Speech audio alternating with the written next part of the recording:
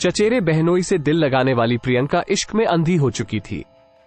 उसकी मोहब्बत में आड़े आने वाला हर व्यक्ति उसका जानी दुश्मन था। उसने पहले नापसंद पति को रास्ते से हटाने की कोशिश की, वह बच गया। फिर उसने जो किया उसे मोहब्बत की जंग में जायज कतई नहीं ठहराया जा सकता। आइए बताता हूँ क्राइम स्टोरी के जरिए। अगर आप हमारे चैनल पर नया हैं तो सब्सक्राइब जरूर करें। तो आइए चलते हैं कहानी की ओर। पूरे शहर में दुर्गा पूजा की धूम थी। सड़कों पर देवी दर्शन और मेला घूमने की चहल पहल हो रही थी। विजयदशमी यानी 5 अक्टूबर की शाम थी। पंडालों में प्रतिमाओं के विसर्जन की तैयारियां जोरों पर थीं। लोग सजी धजी प्रतिमाओं को ट्रैक्टर, ट्रॉली, ठेले और दूसरे वाहनों पर बैंड बाजे के साथ जयकारे के साथ विसर्जन के लिए लेकर जा रहे थे। उन्हें देखने के लिए सड़कों पर भारी भीड़ उमड़ी हुई थी।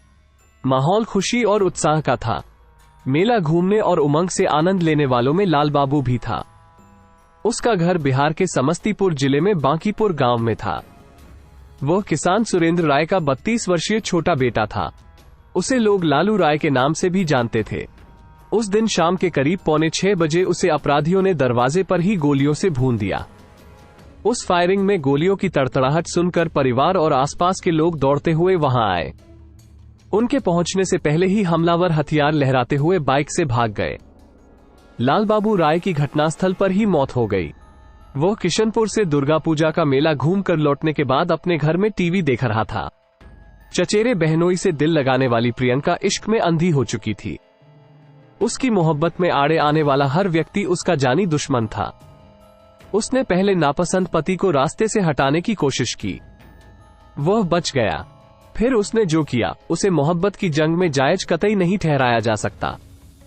आइए बताता हूँ क्राइम स्टोरी के जरिए। अगर आप हमारे चैनल पर नया हैं तो सब्सक्राइब जरूर करें। तो आइए चलते हैं कहानी की ओर। पूरे शहर में दुर्गा पूजा की धूम थी। सड़कों पर देवी दर्शन और मेला घूमने की चहल पहल हो रही थी। विजयदशमी यानी 5 अक्टूबर की शाम थी। पंडालों में प्रतिमाओं के विसर्जन की तैयारियां जोरों पर थीं। लोग सजी धजी प्रतिमाओं को ट्रैक्टर, ट्रॉली, ठेले और दूसरे वाहनों पर बैंड बाजे के साथ जयकारे के साथ विसर्जन के लिए लेकर जा रहे थे। उन्हें देखने के लिए सड़कों पर भारी भीड़ उमड़ी हुई थी। माहौल खुशी और उत्साह का था। मेला घूमने और उमंग से आनंद लेने वालों में लाल बाबू भी था। उसका घर बिहार के समस्तीपुर जिले में बांकीपुर गांव में था। वह किसान सुरेंद्र राय का 32 वर्षीय छोटा बेटा था। उसे लोग लालू राय के नाम से भी जानते थे। उस दिन शाम के करीब 5:45 बजे उसे अपराधियों ने दरवाजे पर ही गोलियों से भून दिया। उस फायरिंग में गोलियों की तड़तड़ाहट सुनकर परिवार और आसपास के लोग दौड़ते हुए वहां आए। उनके पहुंचने से पहले ही हमलावर हथियार लहराते हुए बाइक से भाग गए। लाल बाबू राय की घटनास्थल पर ही मौत हो गई। वह किशनपुर से दुर्गा पूजा का मेला घूम कर लौटने के बाद अपने घर में टीवी देख रहा था। उनके बयानों के बाद गोलियां दागने वाले हमलावरों की भी गिरफ्तारी संभव हो पाई। लोगों को हैरानी तब हुई जब उन्हें मालूम हुआ कि इस वारदात को अंजाम देने में प्रियंका चचेरे बहनोई अमित कुमार से प्रेम करती थी, जबकि प्रियंका की शादी हो चुकी थी और अमित भी 2 बच्चों का बाप था।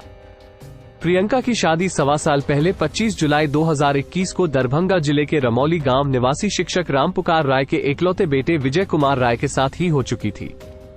उसका दुरागमन गौना नहीं हुआ था। उसके लिए परिवार वाले तारीख तय करने की योजना बना रहे थे, जबकि वह अपनी शादी से खुश नहीं थी। उसने अपने माता पिता के अलावा परिवार में सभी को खुले तौर पर बता दिया था कि उसे पति पसंद नहीं है। इसका उसने जो कारण बताया वो परिवार के लिए और भी चौंकाने वाला मगर अमान्य था। दरअसल वह अपने ही चचेरे बहनोई के प्रेम में पागल थी, जबकि जीजा और साली के बीच के इस प्रेम को परिवार किसी भी सूरत में स्वीकारने वाला नहीं था।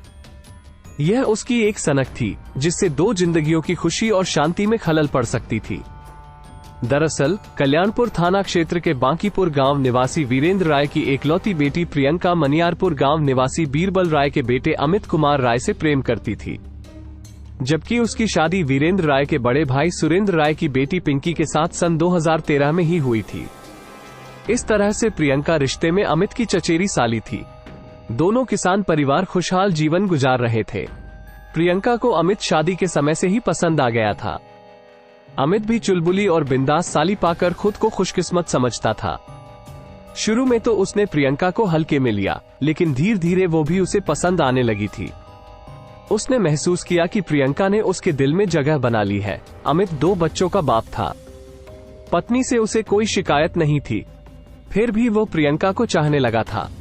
शायद ही कोई दिन ऐसा होता होगा जब दोनों फोन पर बातें नहीं कर लेते थे। कुछ नहीं तो दोनों व्हाट्सएप मैसेज से एक दूसरे के दिल को तसल्ली दे लेते थे। परिवार में प्रियंका 2 भाइयों में बड़ी थी, जबकि पिंकी 2 भाई और 4 बहनें थीं। लाल बाबू पिंकी का छोटा भाई था। प्रियंका के बारे में लाल बाबू को भी मालूम था कि वह उसके बहनोई से प्रेम के चलते अपने पति को नापसंद करती है। ये बात उसने अपने चाचा को बताई और कहा कि जितना जल्द हो सके वो पंडित से कहकर प्रियंका के दुरागमन की तारीख निकलवा ले। प्रियंका के पिता लाल बाबू की बात को गंभीरता से लेते हुए दुरागमन की तारीख 5 अक्टूबर 2022 तय कर दी। दूसरी तरफ प्रियंका इस तारीख को टालने की कोशिश करने लगी। इसके लिए उसने एक खुराफाती योजना बनाई। उसने तय किया कि क्यों न पति को ही मौत की नींद सुलाने का उपाय किया जाए। इसके लिए उसने अपने प्रेमी और जीजा अमित कुमार राय से संपर्क कर उसे अपनी योजना बताई। अमित इसके लिए तैयार हो गया और अपने दोस्त अभिनंदन कुमार के साथ मिलकर प्रियंका के पति विजय कुमार राय की हत्या की योजना बना ली। उन्होंने एक शूटर को बुलवाया। अभिनंदन मुंगेर जाकर घटना को अंजाम देने के लिए हथियार व कारतूस खरीद लाया। विजय की किस्मत अच्छी थी कि भाड़े का शूटर विजय कुमार की हत्या में सफल नहीं हो पाया, क्योंकि उसी रोज दुरागमन संबंधी बातचीत के सिलसिले में विजय कुमार अपने एक रिश्तेदार के यहां चला गया था। उसके बाद वह अपनी ससुराल भी आ गया था। प्रियंका उसे अपने घर आया देख अचंभित हो गई थी। उस वक्त प्रियंका मन मसोस कर रह गई, क्योंकि उसकी योजना फेल हो गई थी। इसी के साथ वो भीतर ही भीतर लाल बाबू से भी खफा भी हो गई थी। योजना की विफलता का कारण चचेरे भाई को ही मान रही थी। वही उसे ससुराल भेजने के लिए माता पिता पर दबाव बनाए हुए था। पति के बच जाने के बाद उसने उसी रात बहनोई अमित कुमार से मिलकर लाल बाबू को ही खत्म करने की योजना बना डाली थी। अमित भी प्रियंका के प्यार में इस कदर अंधा हो गया था कि वह अपने ही साले को मौत के घाट उतारने की योजना में शामिल हो गया। अब प्रियंका और अमित का दुश्मन लाल बाबू था। उसे रास्ते से हटाने के लिए दोनों ने नए सिरे से योजना बनाई। प्रियंका के कहने पर अमित, अभिनंदन और भाड़े के शूटर पूरी तैयारी के साथ 5 अक्टूबर की शाम को लाल बाबू के घर के पास जा पहुंचे। वे बाइक से गए थे। अमित और शूटर बाइक पर बैठे रहे, जबकि अभिनंदन ने लाल बाबू के घर जाकर दरवाजा खटखटाया था। जैसे ही लाल बाबू घर से बाहर निकला, वैसे ही शूटर ने उस पर दनादन 3 गोलियां दाग दी। उसका निशाना अचूक था। प्रियंका, अमित और अभिनंदन से पूछताछ की गई तो उन्होंने अपना जुर्म कबूल कर लिया। उनकी निशानदेही पर पुलिस ने हत्याकांड में इस्तेमाल की गई बाइक भी बरामद कर ली। पुलिस ने उससे 2 देसी कट्टा, 11 जिंदा कारतूस और मोबाइल फोन बरामद कर लिया। जीजा साली के अवैध प्रेम के चलते मारा गया लाल बाबू अपने दादा राजेंद्र राय की जेसीबी चलाता था, जिसकी देखरेख चाचा वीरेंद्र राय करते थे। कुछ दिन पहले उसके दादा राजेंद्र राय ने अपनी जेसीबी बेच दी तो उसके बाद लाल बाबू राय ट्रैक्टर चलाने लगा था। लाल बाबू की जेसीबी की मजदूरी का कुल 3,60,000 रुपया लोगों के पास बाकी था। इसे लेकर पंचायत भी हुई थी, लेकिन बकाया पैसा नहीं मिला था।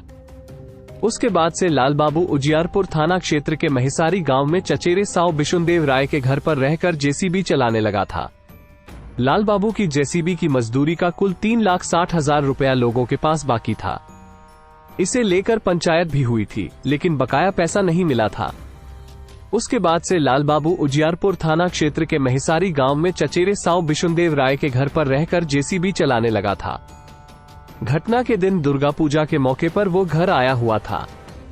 उसी दिन 5 अक्टूबर को प्रियंका का दुरागमन था, जिसके चलते घर में और बाहर बरामदे में काफी चहल पहल थी।